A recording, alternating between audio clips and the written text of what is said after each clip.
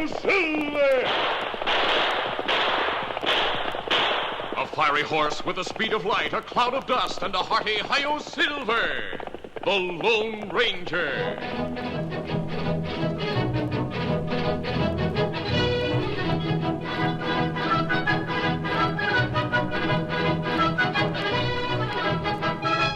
This is the legend of a man who buried his identity to dedicate his life to the service of humanity and country. It is the story of the origin of the Lone Ranger.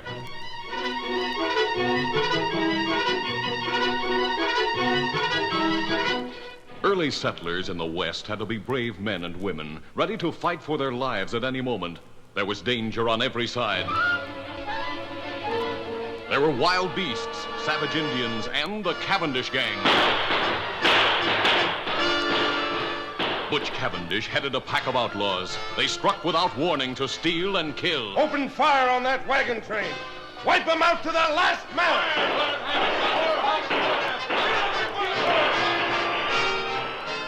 The Cavendish gang attacked ranches and towns as well as wagon trains. Everyone feared Butch Cavendish. His gang grew rich and powerful. Finally, the Texas Rangers learned where Butch Cavendish and his gang were hiding. 6 Texas Rangers guided their horses along a canyon floor to arrest the Cavendish gang. Presently, Captain Reid signaled a halt. Right in, boys. We'll wait here until a scout returns. Do you think it was a good idea to send Collins, our guide, on ahead? It was Captain Reid's younger brother who asked the question. The captain explained that Collins, who was not a Texas Ranger, was the only man who knew the country and who could scout ahead for information.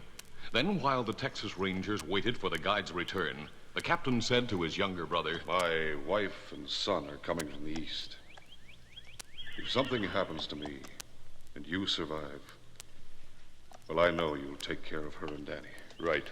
I'm going to count on you to resign from the Rangers and work that silver mine we staked out. See that my son and his mother get my share. I promise. Here comes Collins, the scout. Steady. What's the word, Collins? Good news, Captain Reid. It's all clear. I scouted the rim on both sides of the canyon and found no sign of the Cavendish outfit. All right, boys, let's go. Get up there. Get up.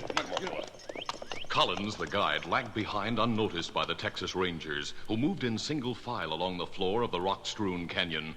They didn't know that Collins had lied, that Butch Cavendish and his killers were waiting in ambush on the rim on both sides of the gap. Here come those Rangers, boys, just as Collins told us. Yeah, they are. Now, we can't get down to the floor of the canyon without going a long way back, and it'll be dark in half an hour. So we'll just keep pouring lead into them from up here until we're sure they're dead. Then we won't be taking any chances. Now open fire! The Rangers leaped from their saddles and spread out as they returned the fire from both sides of the canyon. Soon, 4 of the Rangers were killed. Captain Dan Reid and his brother, wounded several times, kept fighting side by side. Then the captain fell mortally wounded, and a moment later, his younger brother, the last of the Rangers, slumped to the ground.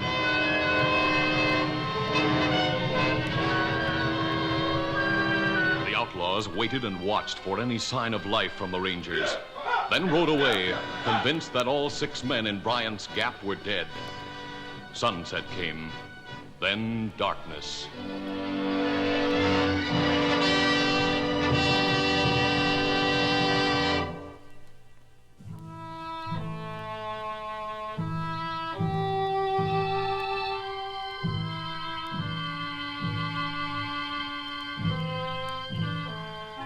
That night, an Indian examined the bodies by moonlight.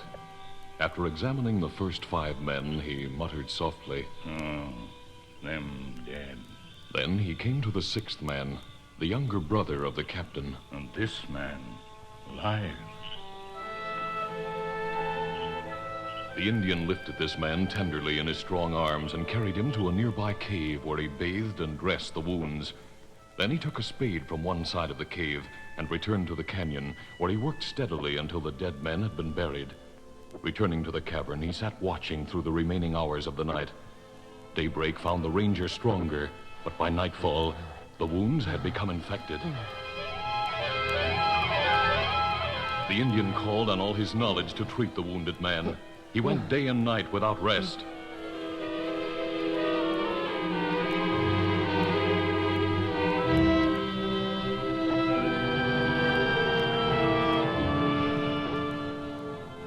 was the morning of the 4th day when the ranger opened his eyes. And for the first time, the Indian saw them clear and calm. Are you awake? Me glad. Yes, but so weak. You wounded bad. I remember an ambush. That right? Me find you in canyon. Carry you here to cave. It's daylight. It morning.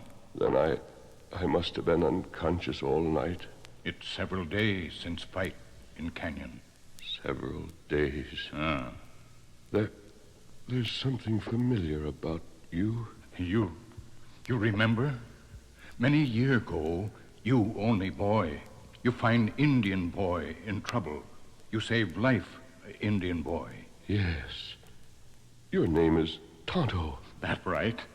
Years ago, you called me Kimosabe. That right. And you still Kimosabe. It mean faithful friend. Tonto, there were 6 of us in that canyon. The others. What about the other rangers? Other ranger, all dead. Dead. One was my brother. You only ranger left.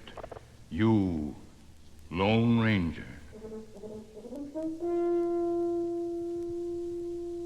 The Lone Ranger. Tonto, those killers know me by sight. If they know one man escaped, they'll look for him. And them not know one escape. Tonto bury 5 men, make 6 grave. Crook think you die with others. Good. Then my name shall be forever buried with my brother and my friends. From now on, my face must be concealed. A disguise, perhaps, or a mask. That's it, a mask. I'm the only one who knows about the Cavendish gang. With your help, Tonto, I'll get every one of those crooks. In the ranger's eyes, there was a light that must have burned in the eyes of knights in armor. A light that through the ages lifted the souls of strong men who fought for justice, for God. I'll be the Lone Ranger.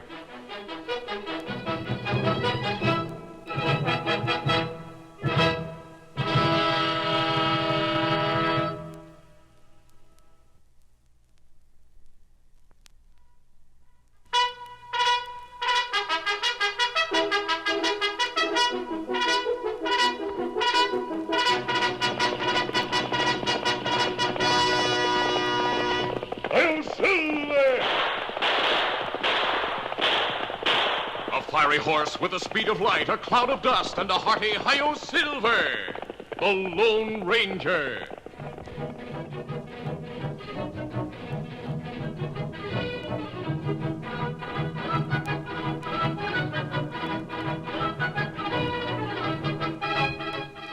This is the legend of a man and a horse and how they met.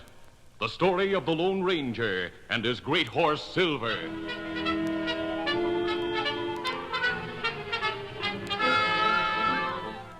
The Lone Ranger and Tonto were trailing the worst outlaw in the West. His name was Butch Cavendish.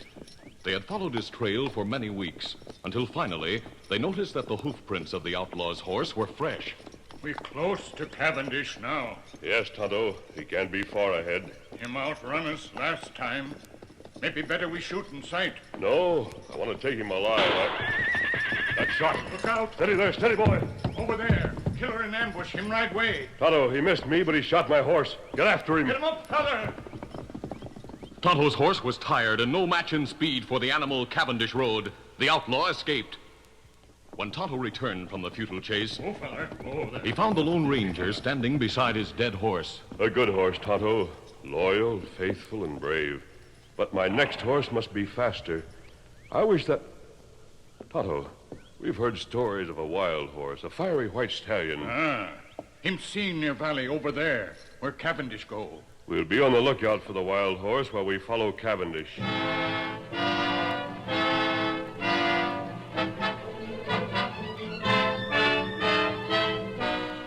Tonto's horse carried the Lone Ranger's saddle, his saddlebags, and bridle, while the masked man and the Indian continued on foot along the outlaw's trail.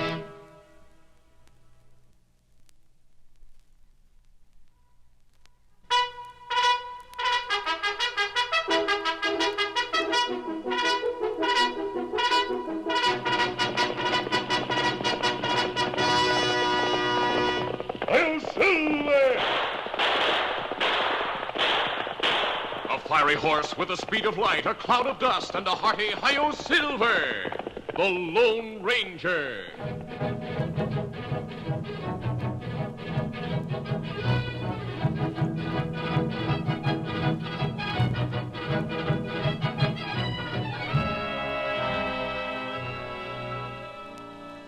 This is the legend of Dan Reid, the story of how the Lone Ranger found his only living relative.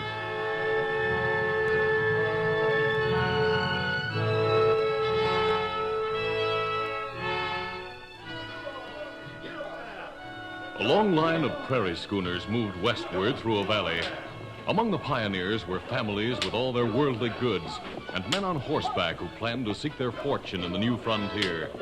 Also, there were several women who had joined the wagon train to meet their husbands who had previously gone west to make new homes. Suddenly, a blood-chilling cry rang out from the hills. Indians! Brilliantly painted Indians charged from the hills on both sides of the valley. Form a circle with the wagons!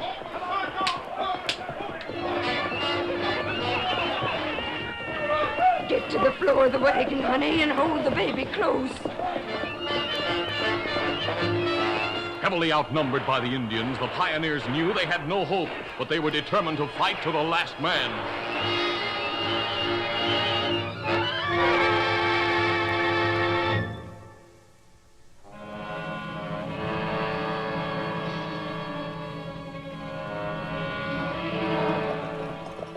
It was the following morning when the Lone Ranger and Tonto came upon the scene of the massacre.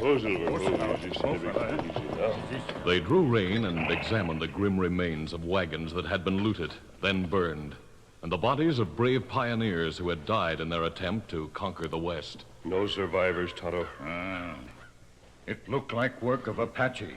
This must have been the wagon train that was heading for Fort Laramie. While Tonto watched, the masked man made a detailed inspection of the ashes of wagons and their contents. Presently, he found a small, square piece of metal, a nameplate from a trunk. He wiped it on his sleeve, then read it. Tonto, remember how the Cavendish gang ambushed my brother and the other Texas Rangers in Bryant's Gap? Me know. You ambushed, too. I think my brother had an idea that something might happen to him. Just before we rode into the gap, he called me aside and said, I want to speak to you brother to brother. My wife and son are coming from the east. If something happens to me and you survive, well, I know you'll take care of her and Danny. I promised him I would. Then he said, I'm going to count on you to resign from the Rangers and work that silver mine we staked out. See that my son and his mother get my share. I made arrangements for an old man named Jim to work the silver mine and got enough ore to keep me supplied with silver bullets and what cash I need. Me know. We were to wait until my brother's wife arrived from the east to decide what she wanted done with her share of the silver mine. But now Me sorry, Kimasabi. Yes, Tonto. Linda and the baby boy were on this wagon train. Maybe woman, baby captured. Maybe them alive. It's a faint hope, Tonto. Nevertheless, I shan't be convinced that they're dead. We'll always be on the lookout for some clue that Dan Reid and his mother are alive. In the meantime, we must help make the West a place where massacres like this can't happen.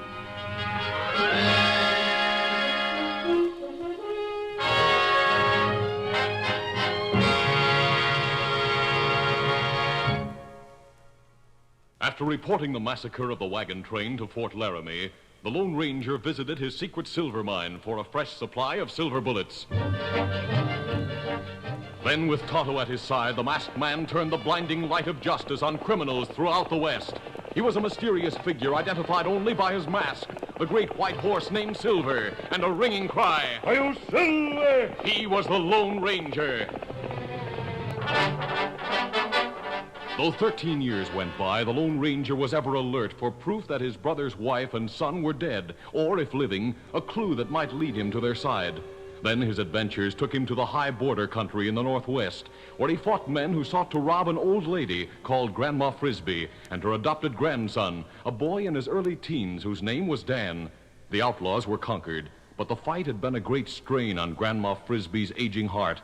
The masked man and Dan were with her in the small, neat bedroom. I'm tired. Try to get some sleep, Mrs. Frisbee. No, I want to be sure Dan'll be all right. I want you to take care of Dan. I'll take care of him as if he were my son. You ought to know about his past. He's not really my grandson. No? I'm not. But Grandma Frisbee, Let me talk. There's a small box under the bed. Hand it to me. I'll get it. Grandma Frisbee held the box in her thin, blue-veined hands while she told of coming west in a wagon train. That was over 10 years ago. There was a fine lady traveling with the party, and she had a baby boy. The dying woman told about the Indian attack. I crept away from the scene of the massacre and took the baby with me. I came up here near the border and raised Dan as my grandson. Here's a little gold locket that he wore around his neck. There are pictures inside. The Lone Ranger opened the locket and looked at the faces of the man and woman as Dan spoke. I wonder who my parents were. I know them. This man, your father, was my brother. Your brother? He was a captain of the Texas Rangers and one of the bravest men in the country. Your mother was a fine lady from Virginia. Her name was Linda. I called the baby Dan because it's the name that's on the locket, but I never knew the last name. Dan's last name is Reid, the same as mine. Gosh. I've been looking for you, Dan, for many years, ever since your father died. From now on, if you're willing, we'll travel together. Oh, I'd like that. I'm glad. Would you do just one thing for me before I sleep? Would you take off that mask and show me your face? Why, of course. Oh, it's a good face. Yes, a good face.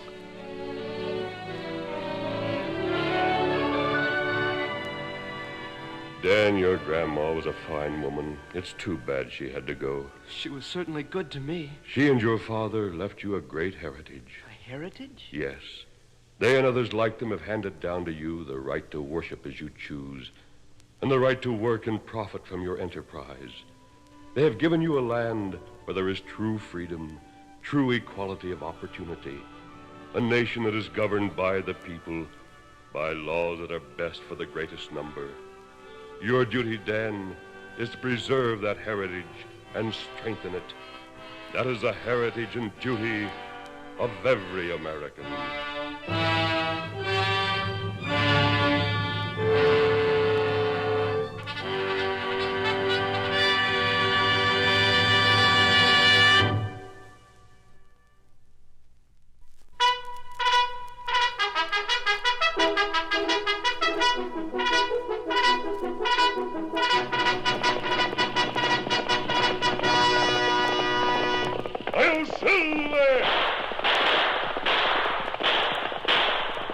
Horse with the speed of light, a cloud of dust, and a hearty Hi-Yo Silver, the Lone Ranger.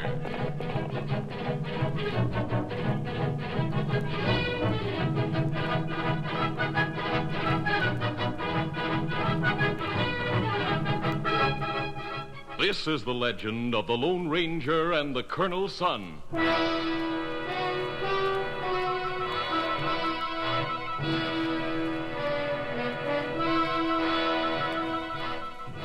When the Lone Ranger and Tonto heard Indian war drums, they followed the sound until they reached the top of a hill. In the valley below, they could see a renegade Indian named Crazy Wolf and 200 painted savages. Bushes concealed the masked man and Tonto from the Indians. Drums say Indians attack at dawn. The people in Osage must be warned. At the same time, we must get word to Colonel Ames at the fort. We'll split up, Tonto. Take this silver bullet to the fort. Colonel Ames will recognize it and know that I sent you. Tell him this is his chance to capture Crazy Wolf. I'll ride through Eagle Pass and warn the people in Osage to be ready for an attack. Easy, steady, big fella. Be ready. Come on, Silver. Come up, Scout.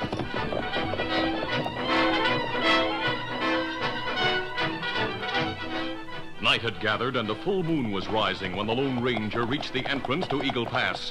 Between the towering rocky walls, a soldier stood and signaled a halt. Oh, Silver, oh, boy, steady, easy now. The soldier advanced, holding his rifle ready to fire. What's the trouble, soldier? Steady, big fella. You're a long way from the fort. I've been scouting. My horse went lame. That's why I must take yours. Masked? Yes, but I'm no outlaw, and I'm not a horse thief. No matter who you are, mister, I'm borrowing your horse as an emergency. I must locate those Indian war drums. They're in Crazy Wolf's encampment. What? Crazy Wolf? He and his men are in a valley just below the Twin Peaks. They plan to attack Osage at daybreak. I'm on my way through the pass to warn the town. Oh, what's your name, soldier? Sergeant Ames. Ames? Your father's a colonel at the fort. That's why you look familiar to me. You know my father? Yes. And you know he's one of the toughest officers in the Army. As his son, I'd have to be a hero before he'd recommend me for a commission as a second lieutenant. You sound bitter. I'm sorry, but I must take your horse to get back to the fort with the news of Crazy Wolf. My Indian friend Tonto is on his way to the fort now with the information. Tonto? And you called your horse Silver? Well, you must be the Lone Ranger. Yes. My father has often spoken of you. Tell me, won't the Indians reach Osage ahead of the troopers? Probably. That's why I must warn the people. They must be ready to make a stand. Maybe I can delay the Indians. Single-handed? I've plenty of ammunition, and there's a natural fortification on the ledge overlooking this gap. I'll open fire before the Redskins reach the pass. I'll get some of them. Unless you're very fortunate, it will mean your life. But you may save many others. Good luck. Easy, steady, big fella, easy. Come on, Silver! After the Lone Ranger had gone, Sergeant Ames climbed to the top of the cliff at the entrance to Eagle Pass and waited until 3 o'clock in the morning. Then the savages appeared. They came out of the hills riding hard toward the canyon that would take them straight to Osage. Unless they're stopped, they'll kill the Lone Ranger and everyone in Osage. They'll kill the Lone Ranger. I must slow them down. One man against 200 Indians. The soldier knew he could not last long against such odds, even though he was in a well-fortified place. He leveled his rifle, aimed at Crazy Wolf, and fired. I dropped him!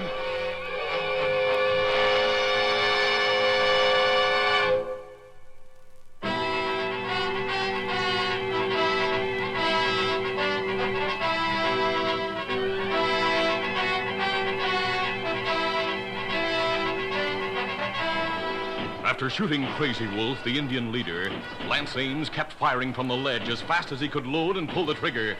Several Indians fell. The others didn't know that just one man guarded the narrow entrance to Eagle Pass. Instead of entering the pass, they turned their horses aside, leaped to the ground, and took shelter behind rocks. Ames knew that every moment he could delay the Indians added to the hope that his father, the colonel, would arrive with troops in time to save the town of Osage and the Lone Ranger.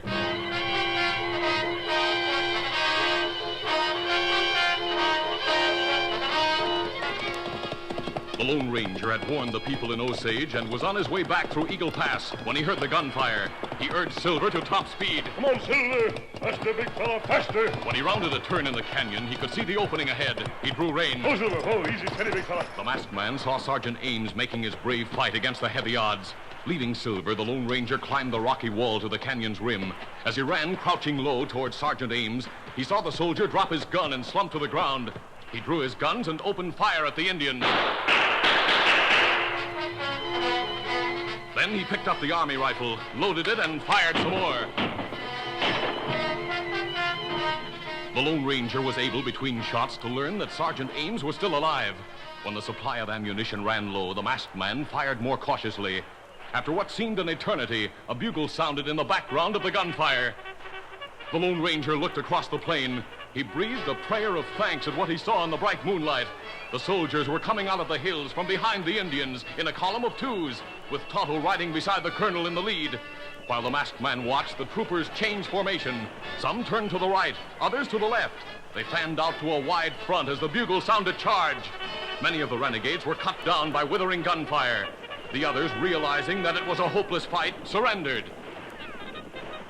While the soldiers were making prisoners of the Indians, the Lone Ranger quickly examined the sergeant's wound, then quietly hurried along the canyon rim and down the wall to the place where Silver waited. He mounted and rode to the mouth of the canyon, where Tonto stood with Colonel Ames. Oh, Silver, oh, easy, steady, big fella. The colonel shook hands with the masked man and said, "Thanks to the timely information you sent by Tonto, we have rounded up every one of these renegades." I'm glad to hear it, Colonel. Oh, what about Crazy Wolf? He's dead.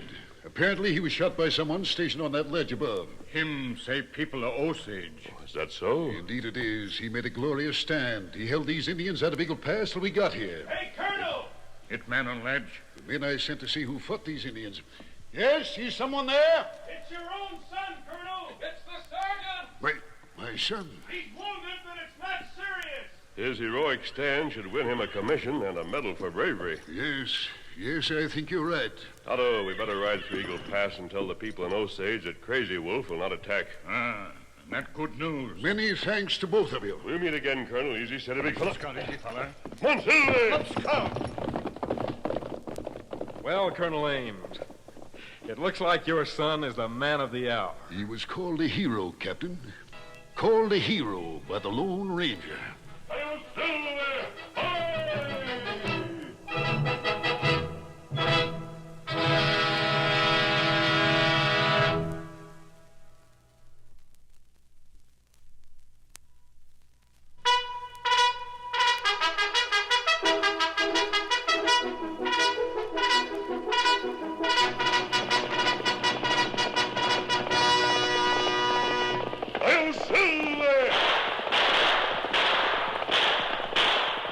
Horse with the speed of light, a cloud of dust, and a hearty Hi-Yo Silver, the Lone Ranger.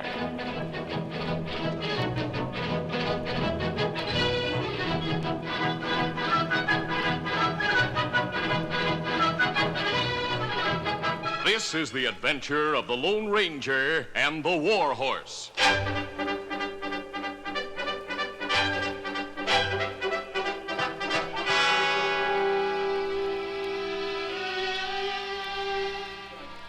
Jeb Grundy sat in the hot sun on the doorstep of a small ranch house. His shoulders were slumped and his head was bowed and resting on his cupped hands. He heard horses approaching on the dusty road, but he didn't look up until a man's voice called. Oh, Silver. Oh, easy, big fella. Two men were dismounting. One was an Indian. The other wore a mask. At first, Jeb Grundy was startled. Why? Then he laughed bitterly. If this is a robbery, mister, you've come to the wrong place. I'm cleaned out. We're not robbers. We want nothing but water for our horses. Oh, well, help yourself. The trough's right over there. Me lead horses there, Kimasabi. Thanks, Tonto. Come, Silver. Come, Scout. Are you Jeb Grundy? Yes. How'd you know? Captain Carter told me about you. He's a friend of mine. I was a bugler in his company. Yes, he told me.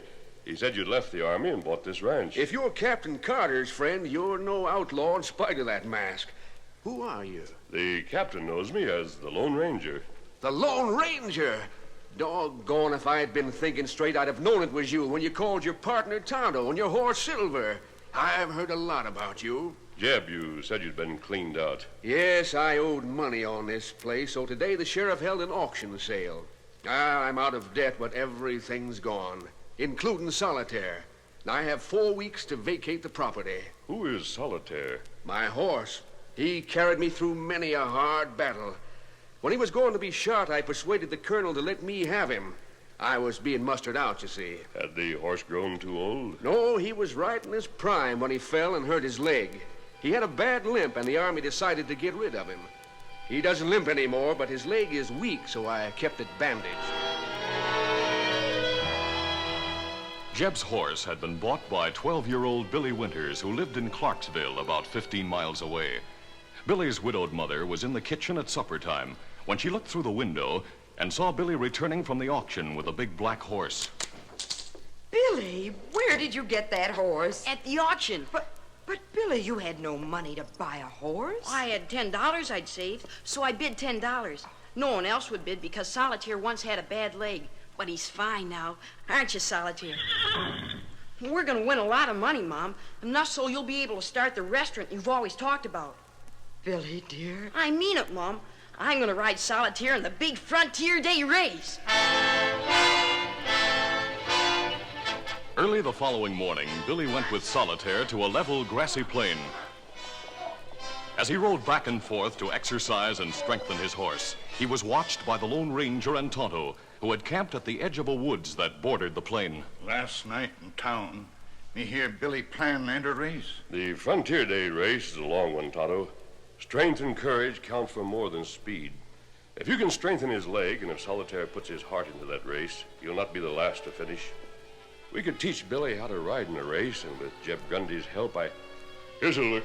Where you go, Kimasabi? I'm going to ask Jeb to help Solitaire win that race. Easy, steady, big fella. Come on, Silver!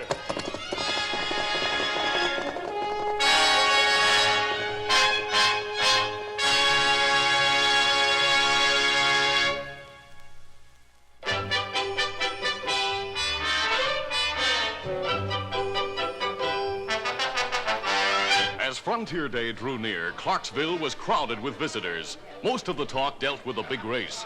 There was considerable laughter over the hopes of Billy Winters with his $10 war horse. That critter will still be running the next day, trying to finish the race.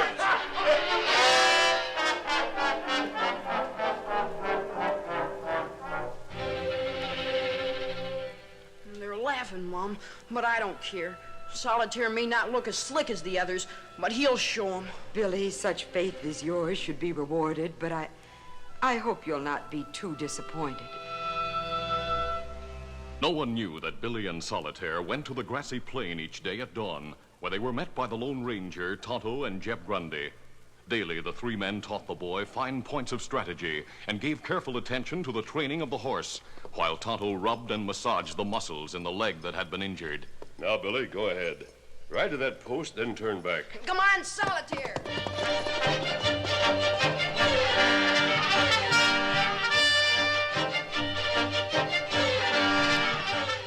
It was the day of the big race.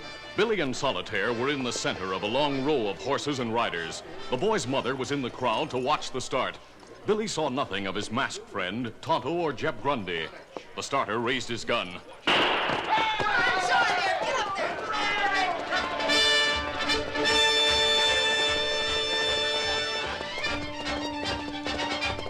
As the long race settled down to a steady gait, Solitaire was running about halfway between the first horse and the last. Come on, Solitaire. There were 9 horses ahead when Billy rounded the halfway mark and started back. The course lay across the grassy plain, close to the woods where the Lone Ranger and his friends had camped. Come on, Solitaire. Come on, boy. Come on. The great-hearted horse tried to give more. He passed 2 horses, but there were 7 still in front, and the leg that had been injured was beginning to hurt. The racing horses were thundering past the woods, and then a big white stallion dashed from the trees with 2 men riding. It was Silver. The Lone Ranger was in the saddle, and behind the saddle rode a soldier. It was Jeb in his old uniform. Silver! As Silver raced abreast, not far from Solitaire, Jeb Grundy raised his bugle. He sounded charge. Solitaire heard the bugle. It was the old familiar call to action. It was his beloved master back in battle. Solitaire forgot his leg. He found new strength for a great surge of speed. He passed 2 horses, then a third. Come on, Solitaire. The war horse passed the Barquet favorite, then came neck and neck with a red horse and a gray, battling for the lead at the edge of town. Buildings flashed past. Billy saw the finish line. His friends, his mother. Come on, Solitaire. A mighty final spurt of speed carried Solitaire ahead.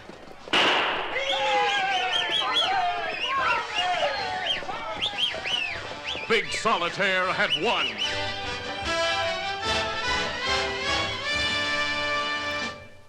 That evening, Jeb Grundy had supper with Billy and his mother. After the meal, the soldier said, "With cooking like that, your restaurant will sure be a success, Mrs. Winters." Mr. Grundy, I think you should take half the prize money. After all, Solitaire was your horse. Oh, I couldn't do that, ma'am. Why not be partners in the restaurant? Oh, now, Billy. That's a fine idea. There'll be more work than I'm able to handle, and Billy has to be in school. I'd sure like a job in town where I'd be near Solitaire. Then it's settled. We'll call our place the War Horse Cafe. That's a good name, ma'am. And I'm thinking we'll never forget the man who made it possible. The best friend any of us will ever have. The Lone Ranger. Are you Silver? Away!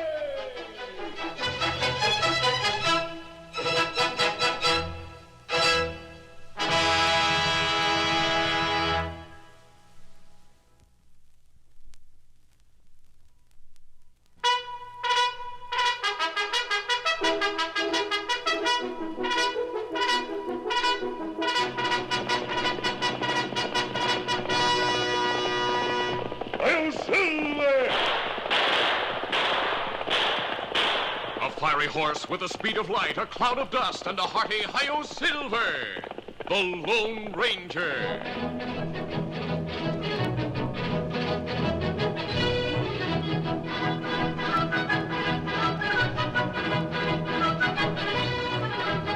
This is the adventure of the Lone Ranger and the Booneville Gold.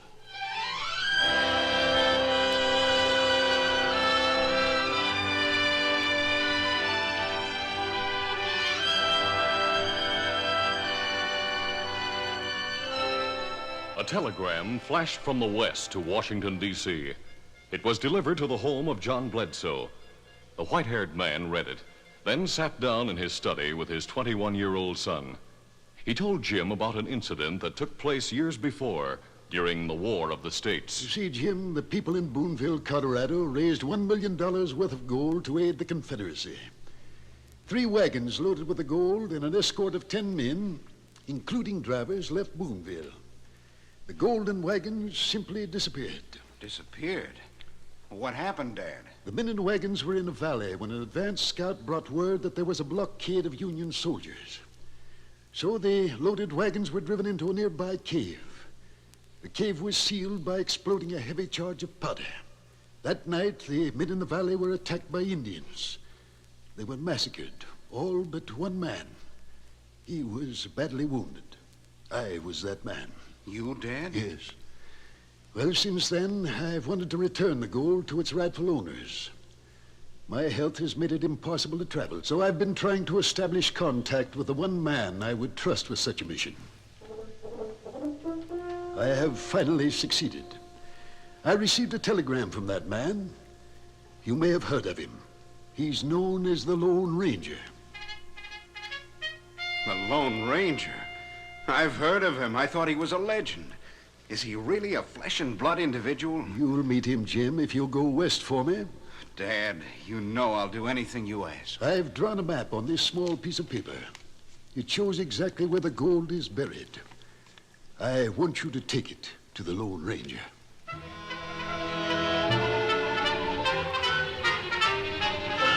Jim spent 2 days buying clothing and weapons for his trip, then started west. He traveled at first by train, then boarded a stagecoach. In the meantime, the Lone Ranger's Indian friend rode into a woodland camp where the masked man waited. Oh, Scout, oh, fella. Easy, Scout, easy, fella. Tonto, did our friends at the trading post have a telegram from Washington? Him have it. Here. Oh, thanks. It'd be a great thing for Booneville if that gold can be recovered. Them plenty hard up since war end. What message say? John Bledsoe's son is on the way to meet us. He'll bring a map. That good. We'll meet the stage in Red Rock Canyon. Here, Silver. That long way. If we start at once, we'll be there in time. Easy, steady, big fella. Scout, easy, fella. Come on, Silver! Up, Scout!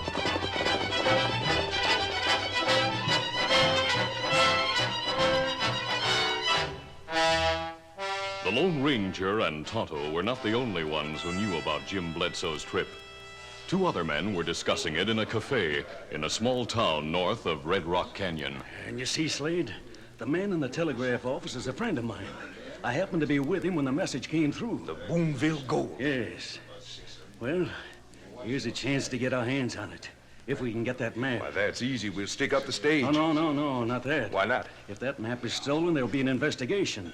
The authorities will look for a leak in the telegraph office. My friend might get into trouble.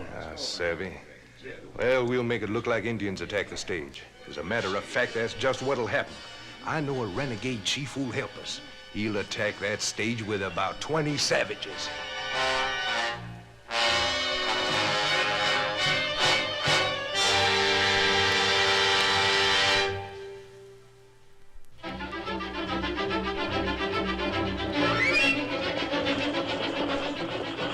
Jim Bledsoe was the only passenger on the stagecoach that headed west through Red Rock Canyon. The precious map was in his pocket. He gripped a new Winchester repeating carbine and kept a sharp watch for any sign of trouble.